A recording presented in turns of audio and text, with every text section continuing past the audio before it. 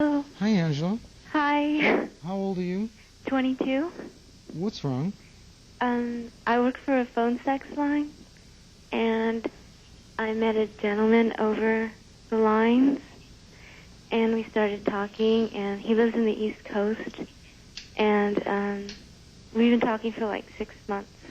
6 months. Yes. And On his dime. yes. Okay. Yeah, he has an 800 number, so. Well, what I mean is, does he call you as a client to talk? At first it was like that as a client. This isn't one of those $3 a minute relationships right now, is it? No, not now. Okay, so No, now it's a regular relationship. It was in the beginning, but now it's not. And what's it like now? Well, he's 41 years old, and his fantasy was that I was his daughter, and that I was 14. And as the months have gone by, I've still, like, excuse my language, but got him off over the phone.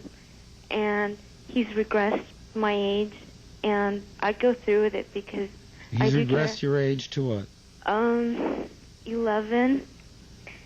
And what bothers me, and sometimes younger, what bothers me is that he has a daughter that is 11, and he's going through a divorce with his wife, supposedly because of me, because of the phone calls and the letters and the pictures we sent each other. How do you feel being in this? Guilty sometimes, at first guilty. How do you feel about it right? How do you feel about being in the relationship right now? Very confused because I'm supposed to meet him next week, fly down there, and Why would you want to? If I may be so bold as to ask. Because there's actually we talk about a lot more than just sex, and we get along really well. You think? I think. You have no idea, you know. This is just a fantasy. Well, what do you mean? You're just a fantasy. You're not reality. He met you as an aberration. Mm-hmm. You're going to be hurt and disappointed. Count on it. What are you expecting out of this? It's gone really far. What do you mean? The words "I love you" have been exchanged. How could you possibly say a thing like that? What does he love when he says he loves you? The fact that you play his 11-year-old daughter? No. What does he love? Supposedly he's told me it's much more than that. But how could that be? How could that not be? Why not? Well, first of all, the first feelings you have about the relationship are guilt, and the second are confusion. Mm-hmm. That's immediately a red flag.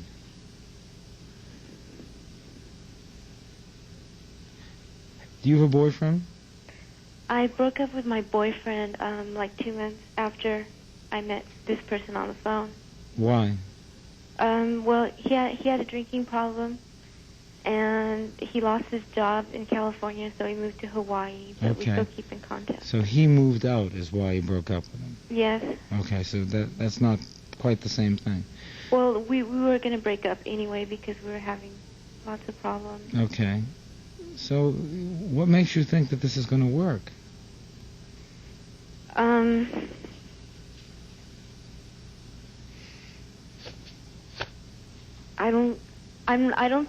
I think it's a 50-50 chance. I mean. You do, huh? Yes. Angela, why are you calling me if you're not worried? I am worried. I am worried because in the back of my mind, I think about it. I think about his fantasy, and he tells me, I know it's just a fantasy. It's not anything I would actually go through.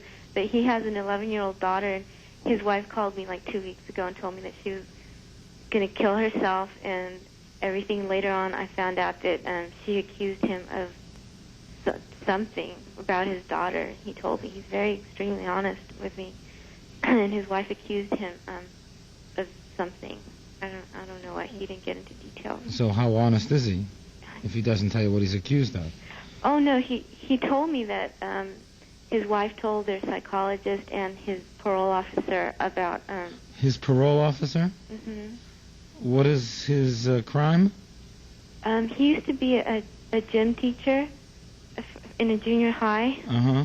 And there's this 14-year-old girl that he became very fond of. Uh-huh. He was 37. Okay. Angela. What? The man's a pervert.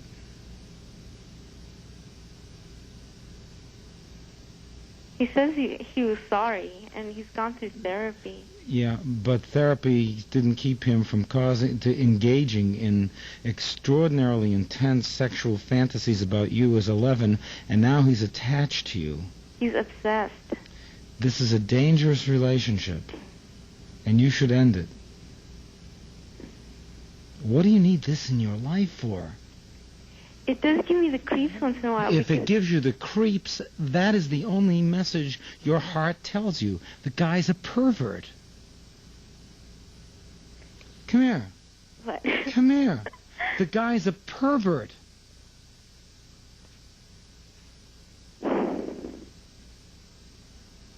The sexual thing is just one faction of it. Why are you in such denial over this? Are you this hard up?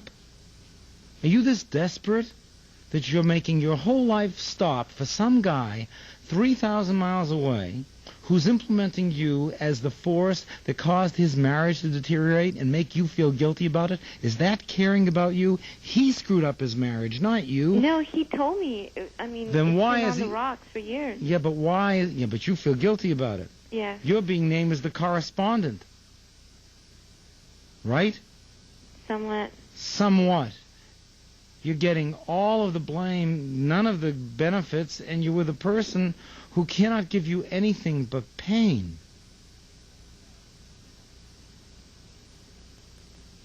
Angela, you're not listening. You're just pulling away from me. How do you know that? Because I can see you. Angela, you called me to hear the truth, didn't you? Yes, I did. Okay. This guy is as wrong for you as anything I could ever tell you. Wrong. Bad. And you're getting caught into an obsession. People who are... Don't go but. People who are obsessive have a way of pulling other people in. And people who are lonely and needy, when they are attached to a person who is obsessive, get to believe that the obsession is actually love for them, when it has nothing to do with them. You are nothing more than an object, a screen on which he projects his feelings. This intensity of the relationship has nothing to do with you. It has entirely to do with him. And if you fall short of his expectations, you're in danger of physical violence. He's not a violent person. Guess what? He's a pillar of his community. He's very well known. Thanks. Some community. Huh? Some community. Yeah.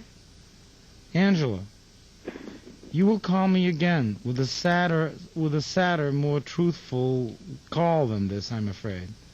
But this is as wrong for you as anything I can think of. Can I just ask you one more question about this? Go ahead. Okay, the one thing that really bothers me is when we talk about me being 11 and his daughter being 11.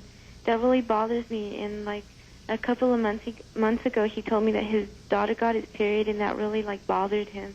And I was just wondering if there's any correlation if when I talk to him about that, like if he pictures his daughter or anything like that. Look, at best, this man is borderline. Do you understand what I'm saying? Mm-hmm. He doesn't know the difference between what he feels and what he perceives. And if he is so blurring and confusing you with his daughter, and he has a previous conviction of sexual abuse, and you are now the object in an obsessive love affair, you are in danger. Hear me. For God's sake, hear me. Okay. You don't want to hear me, do you? No, I am listening to All right. Don't have anything to do with him. Break off contact, and you will start getting the most desperate lines and calls. You won't believe it. I've already tried to break it off, and I have gotten that. I know. How would I know that? Because it's crazy on the other side. Angela, break off with this man. And if he threatens in any way, call his wife and contact his parole officer. And tell them everything I know? You better. Because they don't know about what we talk about. You better. Okay. This man is a danger. All right. Okay. Okay, thank you. Sorry for yelling at you, Angela. It's all right. I think I needed it. I think you did too. Thank you very much. Okay. Bye-bye.